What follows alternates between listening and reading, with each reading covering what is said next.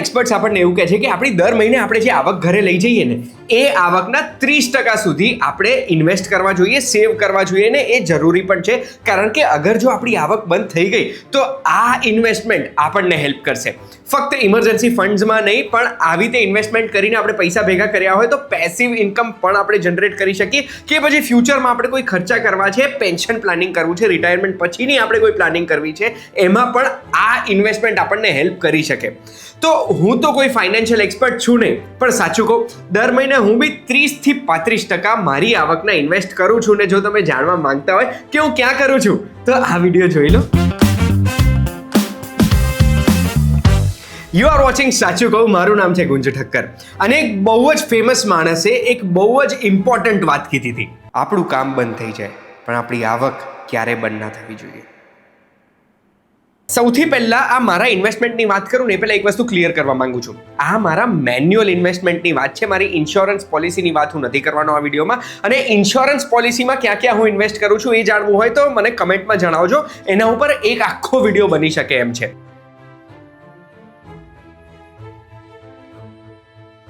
આજે જે આપણે ઇન્વેસ્ટમેન્ટ કરવાના છે એ ઇન્વેસ્ટમેન્ટમાં હું જ્યાં ઇન્વેસ્ટ કરું છું ને એમાં ઉદાહરણ તરીકે આપણે કેલ્ક્યુલેશનમાં એવું લઈશું કે મારી આવક માની લો 50,000 રૂપિયા છે તો હું ક્યાં ઇન્વેસ્ટ કરું છું. હવે આ 50,000ની આવકના 30% થાય છે 16,500 રૂપિયા. તો 16,500 રૂપિયા હું ક્યાં ઇન્વેસ્ટ કરું? 3 જગ્યાએ. સૌથી પહેલો પાર્ટ છે 50% પાર્ટ, જેમાં સેફ ઇન્વેસ્ટમેન્ટ કરું છું.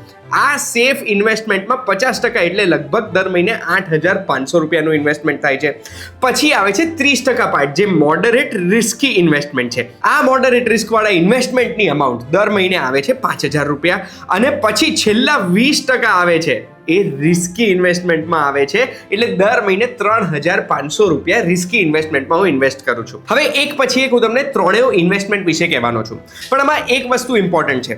દર વર્ષે જેમ આપણી ઇન્કમ વધે છે, જેમ આપણા સેલેરીમાં આપણને અપ્રેઝલ મળે છે ને એ જ રીતે એ સેલેરીના 30%માં પણ વધારો થવો જોઈએ. એટલે આ ગણિતમાં હું દર વર્ષે 5% વધારો કરું છું. એટલે જેમ હું 5% વધારો કરું છું એમાં ગણિતમાં પણ આપણે ઇન્વેસ્ટમેન્ટની રકમ દર વર્ષે 5% વધારીશું. હવે એક પછી એક હું તમને કહીશ કે સેફ ઇન્વેસ્ટમેન્ટ, મોડરેટ રિસ્ક અને રિસ્કી ઇન્વેસ્ટમેન્ટમાં હું ક્યાં ઇન્વેસ્ટમેન્ટ કરું છું. તો પહેલા સેફના 50%થી શરૂઆત કરીએ છીએ. દર મહિને 8,500 આપણે ઇન્વેસ્ટ કરીએ છીએ. સેફ ઇન્વેસ્ટમેન્ટનું પર્પઝ એક જ છે કે આપણા રિટાયરમેન્ટ પછી આપણી લાઈફસ્ટાઈલ આપણે સેમ રાખી શકીએ ને એના માટેનું આ ઇન્વેસ્ટમેન્ટ છે. આમાં આપણે બહુ હાઈ રિસ્ક હાઈ રિટર્ન નથી જોઈતા. આમાં આપણે આપણી મૂડી સલામત રહે અને આપણી લાઈફસ્ટાઈલ સેમ રહે ને, બસ એ જ આપણો હેતુ છે. તો સેફ ઇન્વેસ્ટમેન્ટમાં સૌથી પહેલી જગ્યા જ્યાં આપણે ઇન્વેસ્ટ કરીએ છીએ એ છે PPF, પબ્લિક પ્રોવિડન્ટ ફંડ, જેમાં દર મહિને 16,500ના 24% એટલે 4,000 રૂપિયા આપણે ઇન્વેસ્ટ કરીએ છીએ. PPFમાં આપણે દર મહિને 4,000 રૂપિયા રોકીએ છીએ. PPF 15 વર્ષ માટે હોય છે. 15 વર્ષ પછી આપણે એને હજુ 5 વર્ષ માટે એક્સટેન્ડ કરી શકીએ છીએ.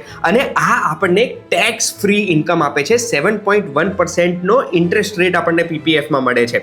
એટલે આપણે જો 20 વર્ષ સુધી દર વર્ષે 5% વધારો કરીને 4,000થી શરૂઆત કરીને PPFમાં રોકીએ છીએ ને તો 20 યર્સ પછી PPF 31 લાખ રૂપિયાની મૂડી બનાવશે. PPF પછી સેફ ઇન્વેસ્ટમેન્ટમાં મારું સેકન્ડ ઇન્વેસ્ટમેન્ટ હોય છે NPSમાં, જેમાં દર મહિને 2,000 રૂપિયા એટલે 12% મારા જેટલા બી સેવિંગ્સ એન્ડ ઇન્વેસ્ટમેન્ટ છે ને એ હું NPSમાં રોકું.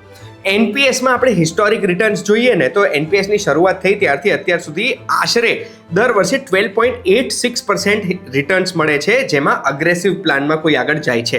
NPSની પૂરી ડિટેલ જોઈતી હોય તમને તો કમેન્ટમાં મને તમે જણાવજો. હવે જો રિટાયરમેન્ટ એજ સુધી દર મહિને 2,000 રૂપિયા હું NPSમાં રોકું છું, દર વર્ષે 5% વધારો કરું છું અને 12.86%નું અગર જો રિટર્ન ગણું છું ને તો એવા સંજોગોમાં NPSમાં મારા રિટાયરમેન્ટ વખતે મને 29 લાખ રૂપિયાની મૂડી તો મળશે, પણ મારી 11,000ની એક પેન્શન બી મળશે. NPSમાં એવું હોય કે 60% આપણે લમસમ વિથડ્રો કરી શકીએ છીએ, 40% આપણે પેન્શન ફંડમાં ઇન્વેસ્ટ થાય છે. એટલે 40% બીજી જે મૂડી છે એ મૂડી તો ઇન્વેસ્ટ થઈ જ ગઈ છે, પણ એક પેન્શન બી શરૂ થઈ ગઈ છે. NPS પછી ત્રીજું મારું સેફ ઇન્વેસ્ટમેન્ટ ફરીથી પોસ્ટ ઓફિસમાં જ છે. આ સેફમાં તમે નોટિસ કરજો બધા પૈસા હું ગવર્મેન્ટ પાસે જ રોકાણ કરું છું, કારણ કે એ સૌથી સેફ જગ્યા છે. અને એ દર મહિને 2,500 રૂપિયા એટલે 14% હું ઇન્વેસ્ટ કરું છું પોસ્ટ ઓફિસ રિકરિંગ ડિપોઝિટ સ્કીમમાં. એમાં દર મહિને આપણે રિકરિંગ ડિપોઝિટ કરી દીધી 2,500 રૂપિયાની. આ 2,500 રૂપિયા 5 વર્ષ માટે આપણે ઇન્વેસ્ટ કરવાના. 5 વર્ષની મેચ્યોરિટી હોય. જેવા પૈસા મચ્યોર થાય ને એને વાપરી નહીં કાઢવાના. 5 વર્ષે લગભગ 1,95,000 મચ્યોર થશે. આ વાપરવાના નહીં, પણ આ પૈસાથી એક નેશનલ સેવિંગ સર્ટિફિકેટ ખરીદી લેવાનો. દર 5 વર્ષે નેશનલ સેવિંગ સર્ટિફિકેટ પાકશે અને રિકરિંગ ડિપોઝિટ મેચ્યોર થશે. એમાં બી આપણે દર વર્ષે 5% વધારો કરીએ તો આશરે બધું થઈને 22 લાખ રૂપિયાની મૂડી આપણે ભેગી કરી શકીશું. બેસિકલી આપણે આપણા સેવિંગ્સના 50% સેફ ઇન્વેસ્ટમેન્ટ કરીશું તો 20 વર્ષની અંદર આપણે 82 લાખ રૂપિયાની એક મૂડી ભેગી કરી શકીશું. યુટ્યુબમાં ઘણા બધા વિડીયોઝમાં તમે મને જોયો છે ને, એ વિડીયોઝ કદાચ ક્યારેક ને ક્યારેક તમને કામમાં આવ્યા જ હશે. 2025માં અમે એક સાહસ કર્યું. આ સાહસ પેઠે અમે સાચું કહું નામની એક ચેનલની શરૂઆત કરી છે અને આ ચેનલમાં તમે આ વિડીયો જોઈ રહ્યા છો. સાચું કહુંમાં તમે અમને સબસ્ક્રાઇબ કરશો તો તમને નોલેજ તો મળશે જ મળશે, અમને પણ એટલું પ્રોત્સાહન મળશે. તો મારી તમને એક જ રિક્વેસ્ટ છે કે સાચું કહું ને તમે સબસ્ક્રાઇબ કરી દો, ફેસબુકમાં ફોલો કરી દો, ઇન્સ્ટાગ્રામમાં થપ્પડ કી ગુંજને પણ તમે ફોલો કરી દો અને ડિસ્ક્રિપ્શનમાં એક લિંક મૂકી છે એક વોટ્સએપ ગ્રુપની.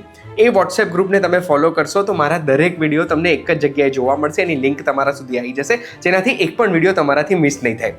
Let's get back to the video. Safe investment થઈ ગયું છે, ફ્યુચર આપણે સિક્યોર કર્યું છે. હવે આપણે મૂડી ભેગી કરવાની વાત કરીએ અને એના માટે આપણે થોડું રિસ્ક લઈશું. રિસ્કી ઇન્વેસ્ટમેન્ટમાં હું 2 જગ્યાએ ઇન્વેસ્ટ કરું, જેમાં સૌથી પહેલું ઇન્વેસ્ટમેન્ટ મારા ટોટલ ઇન્વેસ્ટમેન્ટના 18%, એટલે દર મહિને આ કેલ્ક્યુલેશન માટે 3000 રૂપિયા આપણે ઇન્વેસ્ટ કરીએ છીએ ઇન્ડેક્સ મ્યુચ્યુઅલ ફંડમાં. આ 18% એટલે 3000 રૂપિયા આપણે ઇન્ડેક્સ મ્યુચ્યુઅલ ફંડમાં જ્યારે ઇન્વેસ્ટ કરીએ ત્યારે ઇન્ડેક્સ મ્યુચ્યુઅલ ફંડમાં 10 થી 15% વાર્ષિક રિટર્ન, હિસ્ટોરિક રિટર્ન્સ આપણે જોઈએ તો મળે છે. આપણે આ હિસાબ માટે ફક્ત ગણીશું કે 3000 રૂપિયા આપણે 20 વર્ષ માટે અગર ઇન્વેસ્ટ કરીએ છીએ એક ઇન્ડેક્સ મ્યુચ્યુઅલ ફંડમાં અને દર વર્ષે 5% વધારીએ છીએ તો 20 વર્ષ પછી આ ઇન્વેસ્ટમેન્ટનું ટોટલ કેપિટલ થઈ ગયું હશે 41 લાખ રૂપિયા. 12% રિટર્ન અગર આપણે ગણીએ છીએ ને તો આ જ છે કેપિટલ એક્યુમ્યુલેશન. એના પછી મારું મોડરેટ રિસ્કી ઇન્વેસ્ટમેન્ટ ગોલ્ડમાં હોય છે. ગોલ્ડમાં દર મહિને 2000 રૂપિયા એટલે 12% હું ઇન્વેસ્ટ કરું છું. ગોલ્ડમાં કેમ? એમાં તો રિટર્ન ઇન્ડેક્સ મ્યુચ્યુઅલ ફંડ કરતાં ઓછા મળે, પણ ગોલ્ડમાં આપણે જો એવરેજ જોઈશું ને, હિસ્ટોરિક એવરેજ, તો ગોલ્ડમાં 8, 9, 10% જેટલું રિટર્ન મળતું હોય છે. ઘણા વર્ષોમાં સારું રિટર્ન પણ મળે છે, પણ એવરેજ આઉટ કરીએ તો 8-9% જેવું રિટર્ન મળતું હોય છે. અને ગોલ્ડનો ફાયદો એ છે કે માની લો મારે ક્યારેક પૈસાની જરૂરત પડી અને ત્યારે શેર બજાર ને બધા બજારો ફૂલ ક્રેશ થઈ ગયા છે, તો ચાન્સીસ છે કે જ્યારે બધા બજારો ક્રેશ થાય ત્યારે ગોલ્ડ ઉપર હોય. એટલે આ એક હેજ છે. મારા રિસ્કને કંટ્રોલ કરવા માટે હું ફિઝિકલ ગોલ્ડ કે ગોલ્ડ ETF-માં ઇન્વેસ્ટ કરતો હોઉં છું. હવે ગોલ્ડ ETF શું હોય એ તમારે સમજવું હોય, કમેન્ટમાં મને જણાવજો. પણ જો ગોલ્ડમાં દર મહિને 2000 હું ઇન્વેસ્ટ કરીશ અને એમાં જો મને અગર 9% રિટર્ન મળે છે તો 20 વર્ષમાં મારી આ મૂડી બની ગઈ હશે 17 લાખ રૂપિયા. એટલે મારા મોડરેટ રિસ્કી ઇન્વેસ્ટમેન્ટ પોર્ટફોલિયોનું 20 વર્ષ પછી ટોટલ કેપિટલ એક્યુમ્યુલેશન હશે 58 લાખ રૂપિયા. આ 58 લાખ રૂપિયા હું બાળકોના ફ્યુચર સ્ટડીઝ માટે વાપરી શકું છું 20 વર્ષ પછી, કે પછી બાળકોનો કે મારો પોતાનો કોઈ બિઝનેસ પ્લાન છે તો એનું એક સીડ ફંડ, એમાં ઇન્વેસ્ટમેન્ટ માટેના પૈસા છે એ પણ વાપરી શકું છું. કે પછી મારે કોઈ પ્રોપર્ટી લેવી છે તો એ પ્રોપર્ટીના ડાઉન પેમેન્ટ માટે પણ આ પૈસા વાપરી શકું છું. તમારો સવાલ એ થયો જ હશે કે 20 વર્ષ પછી 58 લાખની કિંમત શું? તો એન્ડમાં મેં એ પણ કેલ્ક્યુલેટ કર્યું છે. એ તમે એન્ડ સુધી રહેશો તો તમને એ પણ ખબર પડી જશે. મોડરેટ રિસ્કી ઇન્વેસ્ટમેન્ટ થઈ ગયું ને, એના પછી છેલ્લા 20% હું રિસ્કી ઇન્વેસ્ટમેન્ટ કરું છું, પણ એકદમ હાઈ રિસ્ક ઇન્વેસ્ટમેન્ટ નહીં. અહીંયા બી સ્માર્ટ રિસ્ક હોય છે. હવે એ સ્માર્ટ રિસ્કમાં મારા ટોટલ ઇન્વેસ્ટમેન્ટ જે અમાઉન્ટ કરું છું એના 9% એટલે દર મહિને 1500 રૂપિયા એ હું ઇન્વેસ્ટ કરું છું સ્મોલ કેપ મ્યુચ્યુઅલ ફંડમાં. સ્મોલ કેપ મ્યુચ્યુઅલ ફંડ છે ને એ 1-2 વર્ષ માટે ઇન્વેસ્ટ કરવાનું હોય ને તો એ ભૂલ છે, પણ જ્યારે આપણે 5, 10, 15 કે મારા કેસમાં જે હું 20 વર્ષ માટે ઇન્વેસ્ટ કરવાનો છું ને એ આપણે જો કરીશું ને તો એવરેજ આઉટ થઈ જશે રિટર્ન, અને લોંગ ટર્મમાં 20 થી 30% રિટર્ન આપણને વાર્ષિક દેખાય જ છે, જે આ ચાર્ટમાં તમે જોઈ શકો છો. હવે આપણે આ કેલ્ક્યુલેશનમાં દર મહિને 1500 રૂપિયા ઇન્વેસ્ટ કરવાના છે.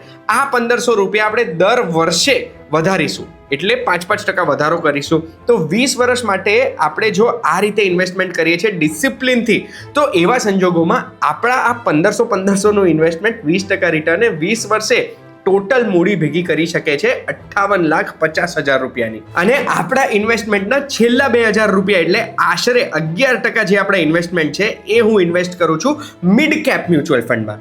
આ મિડ કેપ મ્યુચ્યુઅલ ફંડ 15 થી 20% રિટર્ન આપે છે લોંગ ટર્મમાં. આ 15 થી 20% રિટર્નમાં આપણે ખાલી 15% રિટર્ન બી ગણીએ ને તો એ 20 વર્ષે આપણે જે 2,000 રૂપિયા ઇન્વેસ્ટ કર્યા છે ને અને દર વર્ષે 5% વધારો કરીએ છીએ તો આપણી મૂડી ટોટલ બની શકે છે 40 લાખ રૂપિયાની. એનો મતલબ એવો થયો કે 98,50,000 રૂપિયાનું આપણું કેપિટલ ફક્ત આપણા રિસ્કી ઇન્વેસ્ટમેન્ટથી બને છે.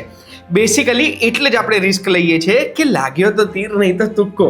આ 20% રોકાણથી આપણી મૂડીનું મેક્સિમમ કેપિટલ આપણે આવી રીતે ભેગું કરી શકીએ છીએ. સેફ, મીડિયમ રિસ્ક અને રિસ્કી ઇન્વેસ્ટમેન્ટ, આ ત્રણે ઇન્વેસ્ટમેન્ટ કરીને આપણે ટોટલ મૂડી જે ભેગી કરી છે ને એ થઈ જાય છે 2,38,50,000 રૂપિયા. અને આ ફક્ત 50,000ની આવકથી આપણે ગણીએ છીએ. દર વર્ષે 5% વધારો કરીને ડિસિપ્લિનથી આપણી ઇન્કમના 30% જો આપણે કરીશું તો આટલા પૈસા આપણે ભેગા કરી શકીએ છીએ 20 વર્ષમાં.